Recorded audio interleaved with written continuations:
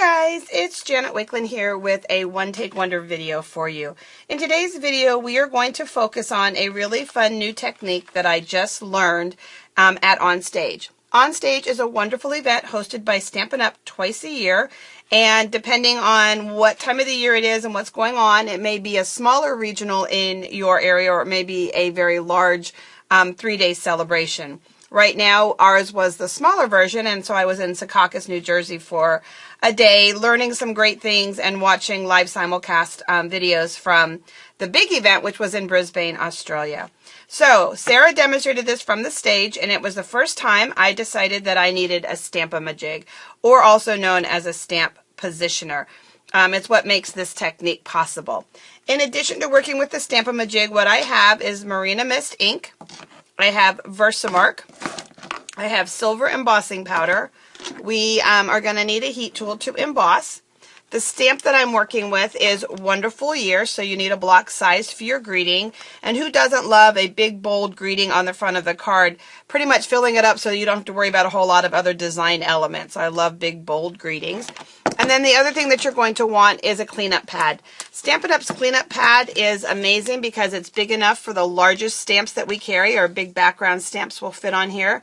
So you can wet one side and dry on the other side.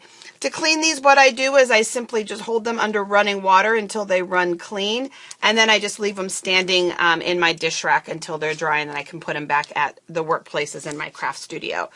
So the other thing that we're working with is a stapler, and if you don't have Stampin' Up's sweet little mini stapler, they are being discontinued, so you're going to want to make sure to pick that up. And the refill boxes have 2,000 little staples in them, so they'll last you a long time. So make sure that you take a look at that. So normally when you work with the stamp positioner, you are trying to get an image in the exact same place. So you're trying to line up two-step images. So a lot of times you'd be using this imaging sheet. For this technique, all I'm really caring about is the stamps lining up right on top of the next. And so the way I'm going to be doing it is just with the positioner itself. Something else that I like working with when I'm stamping is our 11 by 17 grid paper. In addition to keeping my work surface clean, it also has grid lines that are going to help me know that I'm hitting things in the right place. So I can line up the edge of my card. I can kind of look at the edge here and just make sure I've got things where I want it. In this case, it doesn't matter where I put it on the paper because I'm simply going to be die cutting it. What matters is that I can line the stamp up at least, twice. I need to make sure that the stamp at least fits in the center of the paper. So let me just get that going. And then we'll go ahead and put that on. We're going to leave that there. So now we're going to go ahead and we'll ink up our image. It is a larger rubber image, and so when I have larger images like that, I like to take the ink right to the stamp. That way I'm ensuring good coverage and I'm not swishing it down really, really hard into my ink pad, picking up all kinds of crazy edges and things like that. And so I'm going to put it right into that 90-degree angle of the Stamp A Ma Jig. Press down, kind of just make sure I've covered it. Lift it straight up. I'm going to leave this exactly in place. Okay, I'm not going to do anything with it. And now what I need to do is I need to clean off my stamp because I'm going to reuse this image. So we'll just put a little stamp cleaner conditioner on there. And we'll just give it a good clean, and then we can dry it off. And we throw it. Thank goodness it didn't hit the floor. It hit the little trash can I have off to the side. Sorry about that. So then the next one is the Versamark ink. And with the Versamark ink, again, I'm going to tap right on, but this time I'm not going to cover the whole stamp. I'm only covering parts of it. Okay, I'm covering the time of the year and I'm covering part of the word wonderful. That's going to allow me to partially emboss part of it so that I've got the Marina Mist ink kind of fading into silver embossing. So let's go ahead and we'll lay that back down. Now the other thing that you can do is you can just slightly move that over just a smidge and create a shadowing effect, which is what Sarah showed us, was to create what looks like a shadow behind it. I'm doing it with embossing powder, but you can also be doing this with ink as well. 2 shades of ink to get that. Or stamp off, so you really does look like just using the same color, and it does look off. So I'm just putting the powder on it, and next now I would take the heat tool and I would heat it. Because of the loudness of it, I've already done that again on this original card. This original card then was created by folding in half a piece of our Whisper White cardstock, layering a texturized piece of Marina Mist that ties into the Marina ink.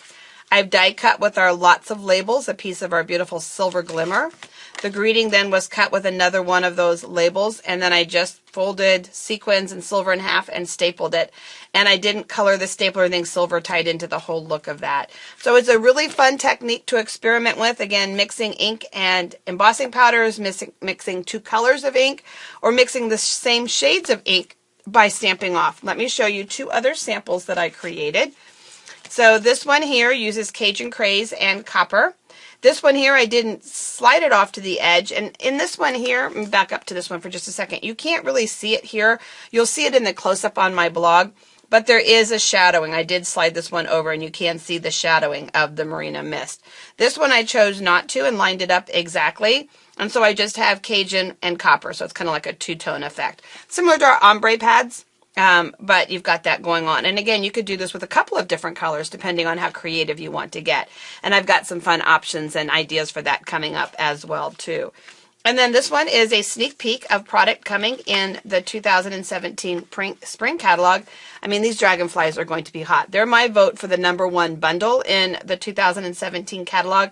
It'll be anxious to see which one gets everybody else's vote. Two things about this project here is that this mint macaron ribbon is in our holiday catalog, and so it's one of those colors you're going to want to make sure that you have on hand, because our mint macaron cardstock isn't going anywhere for a while, so you want to make sure, and our inks, which is the ink here, so you want to make sure you have a little bit of that in your stash. And then the glimmer on this is provided with the Emerald Envy glitter embossing powder, which again is in the holiday catalog. And with the dragonflies coming, St. Patrick's Day coming, I mean, Easter, wouldn't that be fun? Easter grass, that just kind of bright. How many of you remember bright, shiny green? Kind of an unreal green in the Easter grass. So you're going to want to make sure that you have that Emerald Envy embossing powder in your craft stash as well, too.